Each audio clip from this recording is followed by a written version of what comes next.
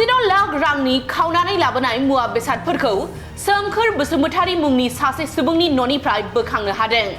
चिरां जिल्ला पुलिस बिफाननि गोख्रों सिग्रोमनायजों खावनानै लाबोनाय हिन्दुस्तान कम्पानिनि संख्रि, थाव, साबुन गासै 36 लाख रांनि मुवा बेसादफोरखौ बोखांनो हादों। रुनिकाटा थानानि सिङाव थानाय थाइखाजरा थाइजौबारि गामिनि सोमखोर बसुमतारीनि न'निफ्राय।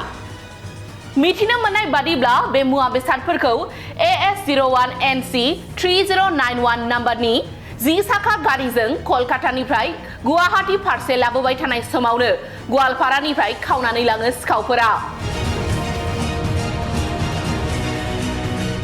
बेजों लोगोसेनो सोमखोर बसुमतारीनि न'निफ्राय 8 लाख रांनि हाग्रानि दंफांबो बोखांफानो हाबावदों फरेस्ट डिपार्टमेन्ट अदेबानि हाग्रा रैखाथि बिफाना। पुलिसनि सहाय होनायाव जों लोगो थांनानै बे दंफांखौ जोङो हमनानै दा जोङो जोंनि रेन्ज अफिसाव रुनिकाटा रेन्ज अफिसाव लाबोनानै दोनफैनाय जाबाय। बेसेना मोननैजों 8-9 लाखसोनि जाहैगोन दंफाङा। दा सोमखोर बसुमतारीजों लोगोसे बे जाथायजों सोमोन्दो थानाय सानै गुबुन सुबुंफोरखौ हमनो हाबावदों। दायनिगिरिफोरा दायो पुलिस बिफाननि आवथायाव दङ। सुलुंनिफ्राय मिथिनो मोननाय बादिब्ला सोमखोर बसुमतारीजों लोगोसे बे जाथायजों लोब्बा थानाय आरोबाव गुबुन सुबुं थाबावनो हाबावगौ। बेनि सायाव बे समाव पुलिस बिफाना गोख्रोङै संदांगासिनो दङ। 36 लाख रांनि खावनानै लाबोनाय मुवा बेसादफोरखौ सोमखोर बसुमतारी मुंनि सासे सुबुंनि न'निफ्राय बोखांनो हादों। चिरां जिल्ला पुलिस बिफाननि गोख्रों सिग्रोमनायजों खावनानै लाबोनाय हिन्दुस्तान कम्पानिनि संख्रि, थाव, साबुन गासै 36 लाख रांनि मुवा बेसादफोरखौ बोखांनो हादों। रुनिकाटा थानानि सिङाव थानाय थाइखाजरा थाइजौबारि गामिनि सोमखोर बसुमतारीनि न'निफ्राय। मिथिनो मोननाय बादिब्ला बे मुवा बेसादफोरखौ AS01NC 3091 नम्बरनि 10 साखा गारिजों कलकातानिफ्राय गुवाहाटी फारसे लाबोबाय थानाय समावनो गवालपारानिफ्राय खावनानै लाङो सिखावफोरा। बेजों लोगोसेनो सोमखोर बसुमतारीनि न'निफ्राय 8 लाख रांनि हाग्रानि दंफांबो बोखांफानो हाबावदों फरेस्ट डिपार्टमेन्ट अदेबानि हाग्रा रैखाथि बिफाना। पुलिसनि सहाय होनायाव जों लोगो थांनानै बे दंफांखौ जोङो हमनानै दा जोङो जोंनि रेन्ज अफिसाव रुनिकाटा रेन्ज अफिसाव लाबोनानै दोनफैनाय जाबाय। बेसेना मोननैजों 8-9 लाखसोनि जाहैगोन दंफाङा। दा सोमखोर बसुमतारीजों लोगोसे बे जाथायजों सोमोन्दो थानाय सानै गुबुन सुबुंफोरखौ हमनो हाबावदों। दायनिगिरिफोरा दायो पुलिस बिफाननि आवथायाव दङ। सुलुंनिफ्राय मिथिनो मोननाय बादिब्ला सोमखोर बसुमतारीजों लोगोसे बे जाथायजों लोब्बा थानाय आरोबाव गुबुन सुबुं थाबावनो हाबावगौ। बेनि सायाव बे समाव पुलिस बिफाना गोख्रोङै संदांगासिनो दङ। মানে মোৰ গাড়ীখন 10 চকীয়া কণ্টেইনাৰ 4 তাৰিখে কলকাতাৰ পৰা মাল হিন্দুস্তান ইউনিভাৰ্চিটিৰ মাল লোড কৰি গুৱাহাটীলৈ আহি আছিল। তাৰপিছতে 6 তাৰিখে ৰাতিপুৱা 8টা বজাৰ পৰা ৰাতিপুৱা 8টাৰ পিছৰ পৰা GPS চিগনেল লজ হ'ল ড্ৰাইভাৰৰ মোবাইলত। তাৰপিছৰ পৰা এনেকৈ খবৰ খাবৰি কৰাৰ পিছত যোৱাকালি আমি দুপৰীয়া সময়ত গম পালোঁ গাড়ীখন গোৱালপাৰাত উদ্ধাৰ হৈছে, গোৱালপাৰাৰ পঞ্চৰত্ন দলঙৰ ওচৰত। তাৰপিছৰ পৰা এনেকৈ খবৰ কৰি আজি বস্তুখিনি উদ্ধাৰ হৈছে। কিমান টকাৰ সামগ্ৰী আছে? ডিটাৰজেণ্ট আৰু কছমেটিক সামগ্ৰী আছিলে 35 to 36 লাখৰ ভিতৰত হ'ব। তিনিজনক ধৰিছে, চালক দুজন আৰু এজন যোন মানে যাৰ ঘৰত সামগ্ৰীখিনি ৰাখিছিলে তেখেতক কৰায়ত্ব কৰিছে। আপোনালোকৰ কি ধাৰণা যে চালকে আচলতে ঘটনাৰ আৰম্ভিকভাৱে জড়িত? সেইটো আৰক্ষী তদন্তৰ পিছত গম পোৱা যাব। আৰক্ষীয়ে যিহেতু তদন্ত আৰম্ভ কৰিছে, আৰক্ষীয়ে তদন্তৰ পিছত গম পোৱা যাব। সেইটো আমি তেনেকৈ ক'ব নোৱাৰিম। অসম আৰক্ষীক ধন্যবাদ জনাইছোঁ। এইখিনি বস্তুখিনি যিহেতু উদ্ধাৰ হৈছে, গাড়ীখনো উদ্ধাৰ হৈছে, এই আৰক্ষী গোটাইছোঁ গোটেইখিনি।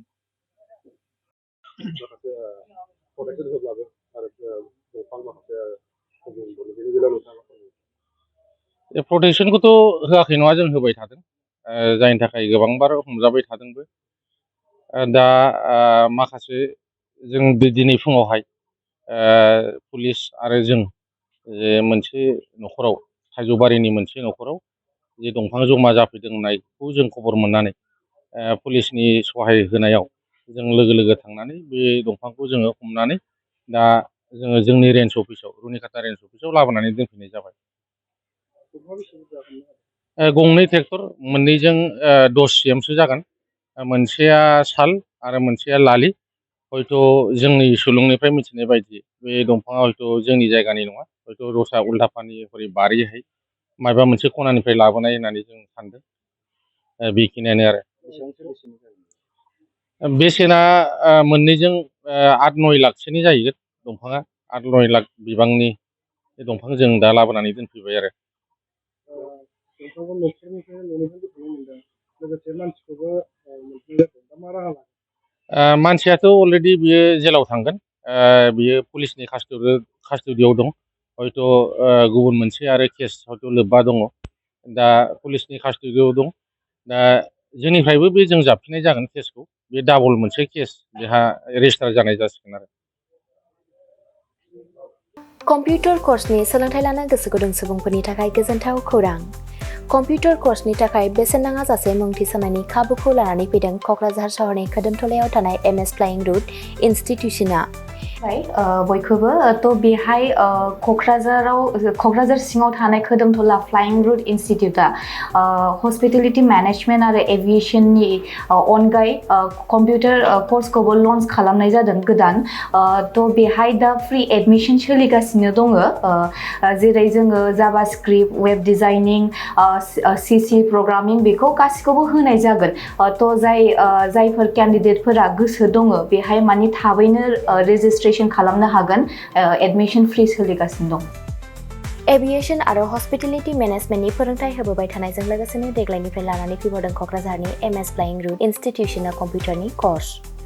आखा-फाखा रोंगौसार फोरोंगिरि आरो मोजां खाबु थानाय बे फसंथानाव PGDCA, DCA, CCA, JavaScript, web designing, CC programming, illustrator, stenography with typing बायदि बायदि कम्पिउटार कर्सफोरनि फोरोंथायखौ नोंथांमोननो होनो थाखाय बे समाव नेनानै दङ क'क्राझारनि खोदोमथलायाव थानाय MS फ्लाइं रुट इनस्टिट्यूशना। गोदानै जागायनो लानाय कम्पिउटार कर्सनि थाखाय बे समाव MS फ्लाइं रुट इनस्टिट्यूशनाव गिबि खेबनि थाखाय मुं थिसनगिरिफोरा बेसेन होनाङालासे मुं थिसननायनि खाबुखौ मोननो हागोन। थारैनो नोंथाङाबो कम्पिउटारनि गियान सोलोंनो गोसो दङ नामा?